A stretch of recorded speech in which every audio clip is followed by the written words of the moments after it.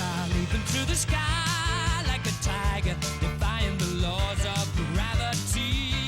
You can hear 2 seconds of a Queen song, you know exactly who it is. It's such a distinctive sound. The way he connected with that stadium, those thousands and thousands of people, I've never seen anything like it. Many bands have kind of tried and failed to become the best stadium rock band of all time, but I don't think anybody comes close to Queen.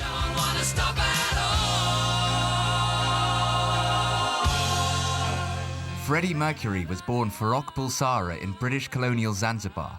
At the age of 8, he was sent to St. Peter's boarding school in Bombay, where he formed his first band, the Hectics, who covered Little Richard songs. It was here that his friends began to call him Freddie. He was in a band called the Hectics, and he was the keyboard player, and there are pictures, sepia pictures of him looking very much like Little Richard with the brill-creamed hair, and in a sense his piano style, which was very untrained. He put his hands hanging off the edge of the keyboard. He never learned how to pick them up properly. Extremely bold, extremely instinctive player, and I think you can see a lot of the Little Richard kind of playing in that, the early rock and roll influences. Little Richard did play a key influence in Freddie's musical heritage. He also took inspiration from an artist much closer to home. Freddie Mercury was a man who was influenced by many, many singers. When he was a kid in Bombay, he went to see Lata Mangeshkar, who was an Indian Bollywood playback singer. And she wasn't flamboyant at all, but she did have a remarkable vocal range. The Zanzibar Revolution of 1964 meant Freddie's family fled the country for the UK. He began studying at Ealing Art College near his home in Feltham, London. The city had been blown away by the arrival of Jimi Hendrix, and Freddie too had fallen under his spell. It wasn't just the usual interest that a young man of that age had in Hendrix. He was a great guitar player. There was something about him that fascinated him. His early sketchbooks from Ealing Art College and his folders were covered in these beautiful pictures that he'd done of Hendrix. And you can see the mannerisms of Hendrix way into his live career himself. The way that Hendrix would kind of drool over his guitar and bend over it is exactly what Freddie Mercury did with his little signature sawn-off microphone stand. Anyone who was around that time was influenced by Jimi Hendrix because he just took things to another level. Some of the blues musicians in London were very serious, and Jimi Hendrix just kind of came along and set things on fire and just went absolutely all out to entertain people and to grab people's attention. After a string of unsuccessful ventures, Freddie joined the band Smile, who were formed of guitarist Brian May and drummer Roger Taylor, but were missing a singer. Freddie convinced the band to take on the new name of Queen, and with the 1971 inclusion of bassist John Deacon, they began working together. Queen were unusual in that they were 4 competing songwriters, and they all wrote hit singles individually. Now, Freddie Mercury was unquestionably a great frontman, but Queen were much more a collaborative democracy. Brian May, he's a man with a stubborn determination. He was nobody's sideman. John Deacon, the man who refuses to join the reinvigorated Queen, he's a man with a mind on its own. Roger Taylor, he's a drummer capable of writing hit singles. No one was going to shove him aside. It wasn't Freddie Mercury's band. It was a democracy. Freddie used his time at Ealing to design a logo for the band. The crest is made of the zodiac signs of the whole group: 2 Leo lions for John Deacon and Roger Taylor, a cancer crab for Brian May, and 2 fairies to represent Freddie's Virgo sign. The new band wrote 2 self-titled albums in the early 70s that initially didn't threaten the top of the charts, but slowly gathered an audience. Queen 1 and Queen 2 weren't hugely successful at the time, but I think ultimately they were really important in forging the band that Queen were going to become. Certainly, they were kind of prog and heavy metal, like classics. I think people look back on it and you realise how influential those records actually were. Queen 1 was very much Queen finding their way, as it tends to be with debut albums. But it started with Keep Yourself Alive. What a way to begin a career, this blistering, all-out rock anthem, which today still sounds fantastic.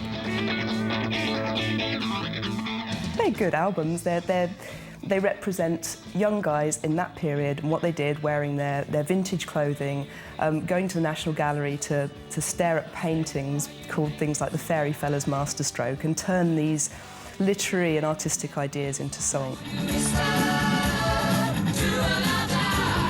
Despite 7 Seas of Rye giving the band their first top 10 hit, the music press weren't fully won over. Queen from the start were not critics' favourites by any means. I mean, the NME in particular was not huge fans of Queen, and Queen not huge fans of them. I mean, there was a famous article where they went and interviewed Freddie Mercury and had a really nice time, and then ran the interview with the headline, "Is this man a prat?" Which kind of upset him and upset his team. And I mean, those albums have come to retrospectively be appreciated, but certainly at the time they weren't particularly held in high esteem by the music press. We all have our ups and downs, and we all have our limitations, and we all know that there are certain things you can't do. But I mean, I don't want some critic to tell me that. She keeps a Moet Chandon in a pretty cabinet. In 1974, Queen released Sheer Heart Attack, which would prove to be an international success, giving the band a #2 single with Killer Queen.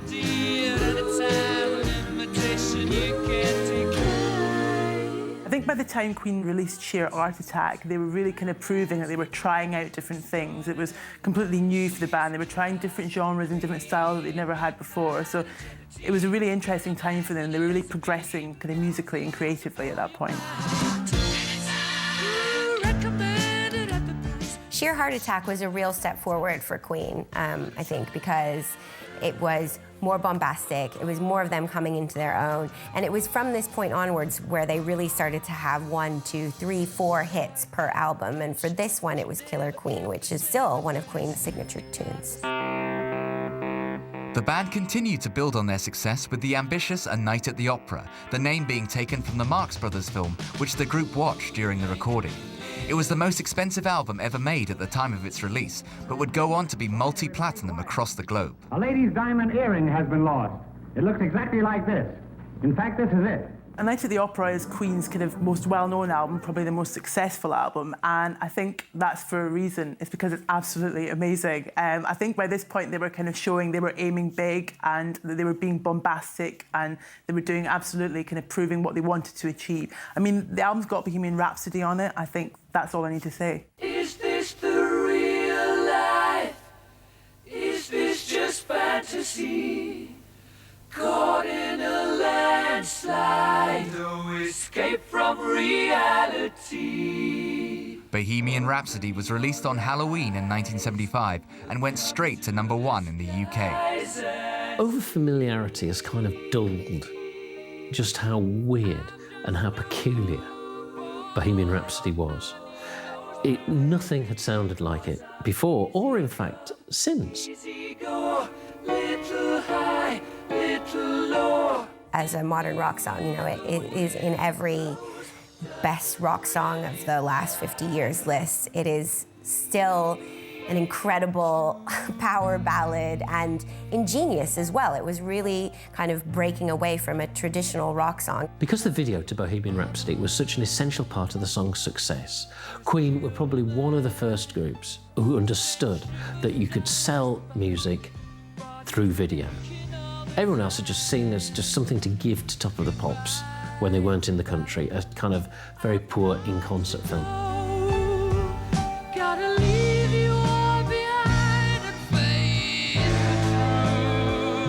It was the first time that they'd made something that could be put on Top of the Pops so that they could go on tour and not even be there. And no wonder, because they could never perform that opera section live, and they never pretended to. They used to just clear off on stage and have a drink while it played. Galileo, Galileo, Galileo Figaro. Magnifico!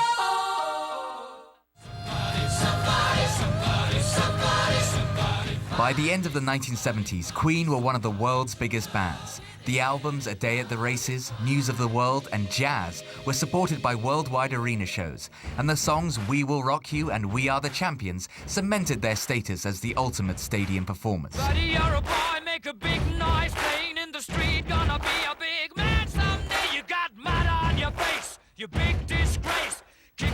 chant all over the place, singing. I think Queen and the magic of Queen, in fact, was a combination of Freddie's outlandish behaviour, his crazy spandex costumes and outfits, and then that solid songwriting, those amazing anthems. And I think the combination of that made for some of the most electric live performances of all time, basically. We are the champions, my friends. Famously, Freddie Mercury was very much influenced as a performer by people like Liza Minnelli, Hendrix, and Little Richard, and I think you can really see that in his onstage theatrics. It's very, very over the top and theatrical, and it really grabs the attention of the crowd and keeps them. In terms of their live performances, they were a very precise band. Everything was robotically worked out. They didn't deviate much from their set. They didn't do long, sprawling improvisations or pop new songs in to surprise people. They just did what worked, and they did it over and over again. Queen started the 1980s with the release of The Game, and with it ended their no synthesizers disclaimer that had been attached to each prior album. The Game featured two of their best-selling singles ever, Another One Bites the Dust and the rockabilly-inspired Crazy Little Thing Called Love. Crazy Little Thing Called Love. The band continued to experiment in new musical directions, and in 1982 released the dance-oriented Hot Space, where they worked with another progressive musician, David Bowie, on Under Pressure.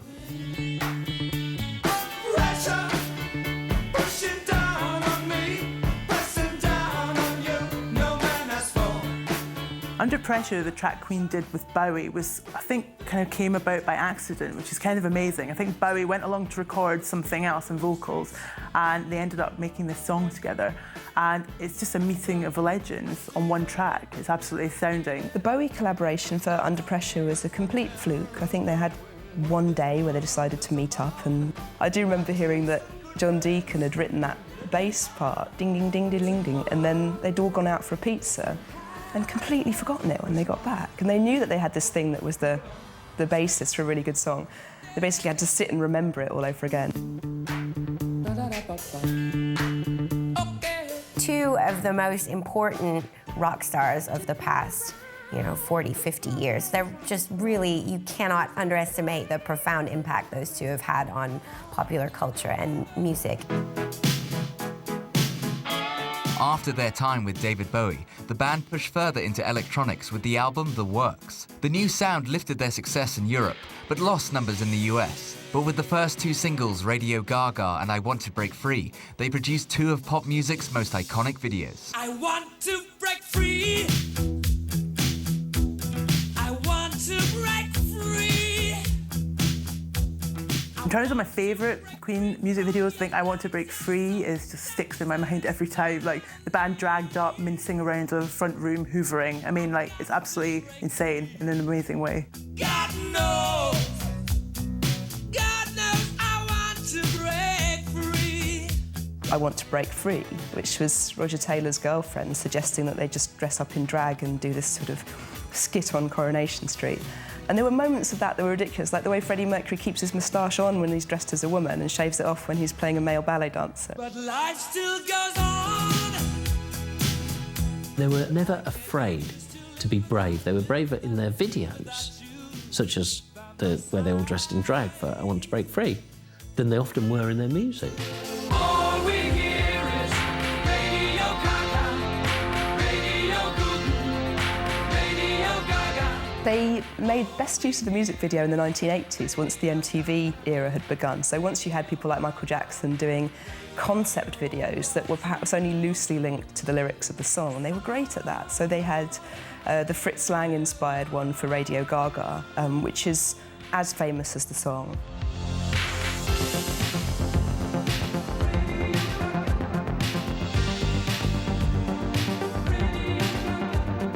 Queen quickly understood that you could make mini films. And because of this, and certainly in a later period when it was impossible for Freddie Mercury to tour, then this is how they kept the visual side of Queen alive. And they were a huge touring band as well. They played very infrequently in Britain because they were so busy touring the world. In 1985, Queen were asked to perform at Live Aid, The event, organised by Sir Bob Geldof, was to raise money and draw attention to the ongoing Ethiopian famine. Everyone agreed that Queen stole the show. What Live Aid reminded everybody was that Queen were a great live band. They stole Live Aid, as everybody knows.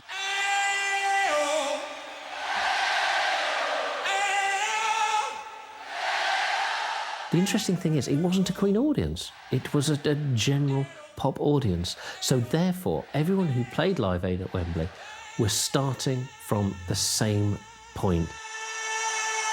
If Bohemian Rhapsody is the song that encapsulates Queen to most people, then Live Aid is the performance that encapsulates them. It's just a band at the absolute peak of their powers.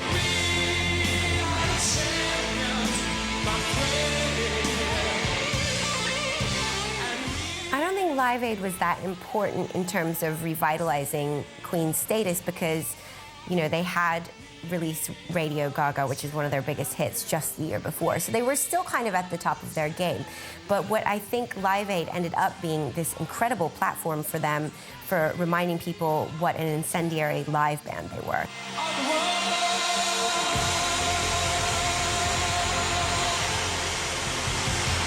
Reinvigorated on the back of the success of Live Aid, the band recorded their 12th album, A Kind of Magic.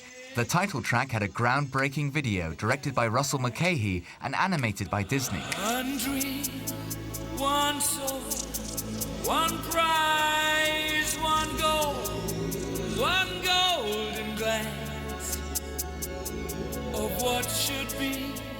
I was a child when I first heard Queen, and I was captivated, and I don't know what it was, but it was something, a combination of cartoon-like appeal and this sense of maybe sexuality that you didn't quite understand yet. They had their early rock phase, they had their middle expansionist phase, then they discovered disco, surprisingly. Then they became a pop singles band, and then for their last few albums, they became a rock band.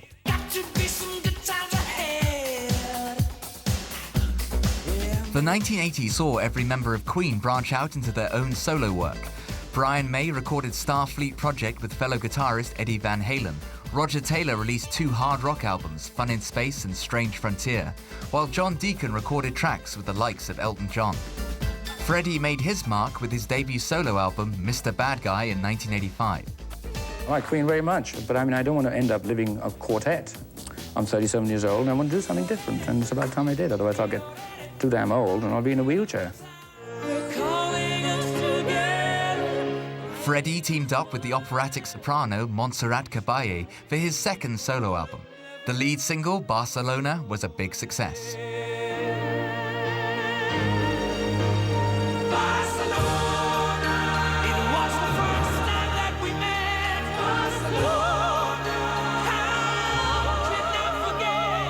That relationship was possibly the only time where Freddie Mercury has completely subsumed his ego to someone else. You know, she was a diva not just in voice, but in terms of attitude and stridency as well. And he was the pupil, she was the teacher, and she told him exactly what to do and how to sing with her and against her. I think the only reason that Barcelona was such a massive success was that he was artistically in love with Montserrat Caballé, and he was ill, and he had a sort of an egg timer going, basically. He needed to get this thing done because he'd just been diagnosed as having full-blown AIDS, and that's why that project is so strong creatively, is that there was a reason for him to get it done.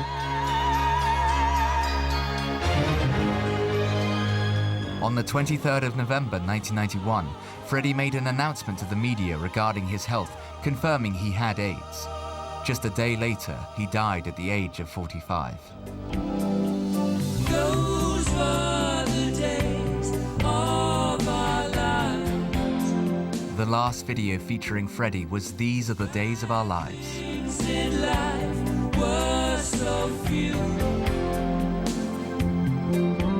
I think Freddie's illness and his disappearance was quite symbolic of the way that people were feeling about AIDS and HIV at the time. It was still regarded as a secret and something to be ashamed of, and nobody wanted to talk about it. Freddie Mercury had the illness in a very precise period in the illness's history where there was no hope for you, and he went down the same way Denham Elliott did and Rock Hudson.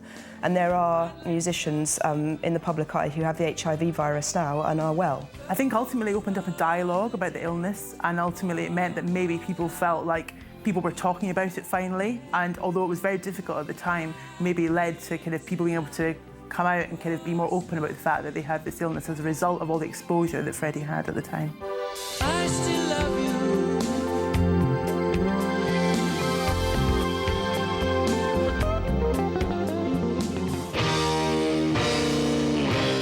Freddie made a remarkable return to the stage at the 2012 London Olympics. Using footage from Queen's 1986 concert at Wembley, he led a call and response with the crowd, proving that Queen's legacy remains intact.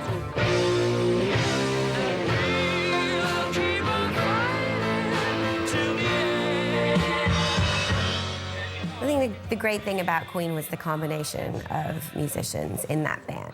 I just think the real magic was between the four of them. They had the anthems, they had the ridiculous hair, they had the ridiculous outfits. They had, and most importantly, I think their fans really connected with their music. I think the love between band and fans is something that you can't predict. No one's kind of matched it as Queen. Freddie was built and constructed to seduce stadiums full of people. But no one played stadiums like Queen. No one understood how you do it better than Queen.